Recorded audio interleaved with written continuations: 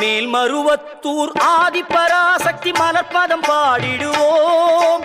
காலமெல்லாம் நம்மை காத்திடும் தாயவள் கோவிலை நாடிடுவோம்.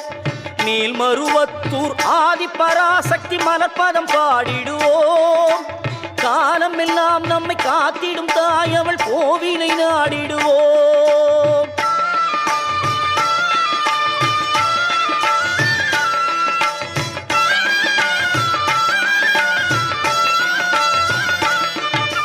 கோல விழி கொண்ட கோமதியவளே ஆதிபராசக்தி.